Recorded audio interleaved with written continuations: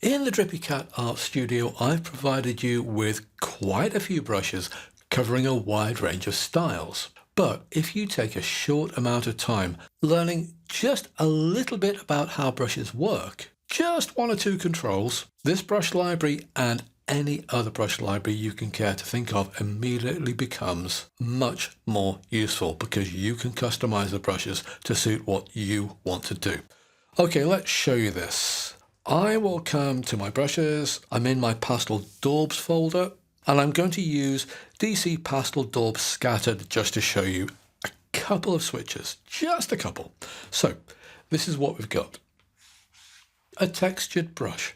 All right, so the first thing to do when you're playing around with your brush settings is to rest your finger on the name DC Pastel Daubs Scattered, swipe to the left and duplicate. I get DC Pastel Daubs Scattered 2. I'm going to tap to select it, then tap and hold to come to rename. What I tend to do if I'm adapting a brush from an existing one, but not by too much, is call it, for example, V2.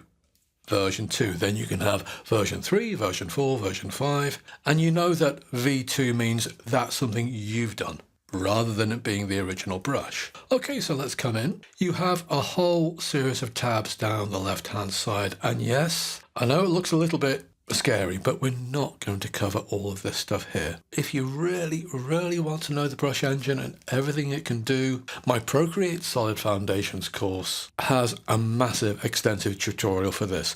But just for now, let's come to shape. This is kind of what's happening on the end of your brush or your virtual paintbrush or your stick of charcoal. The shapes is the mark you make, and the grain, that's the surface you're drawing on, whether it be canvas or watercolour paper.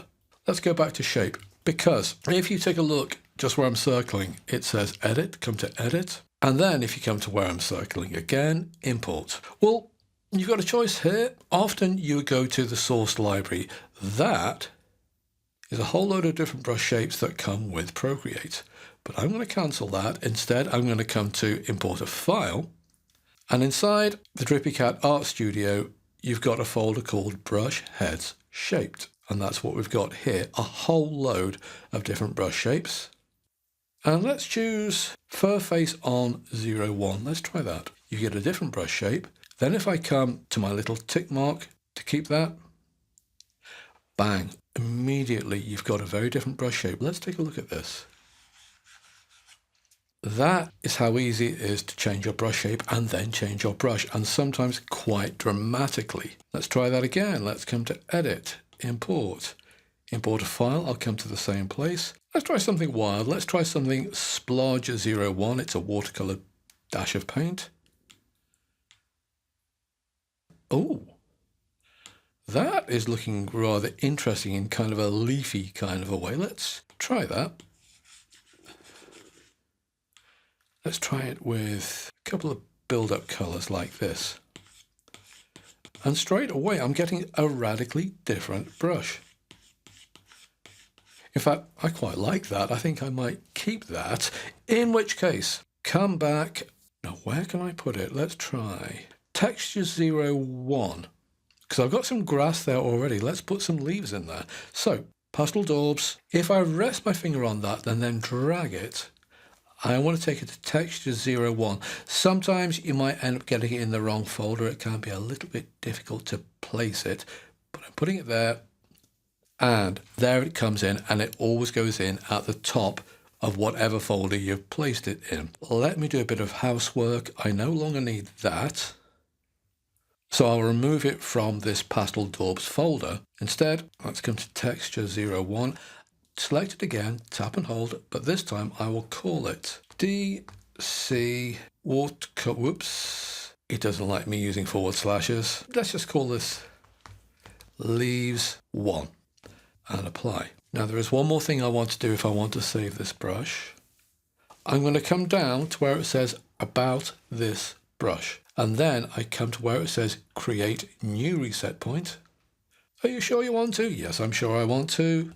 And the reason you do that, create new reset point, is that sometimes when you're playing around with the settings of your brush, you might decide, you know what, I really don't like what I've done there. I want to go back, and I want to go back to the brush I was originally using so I can mess it up all over again.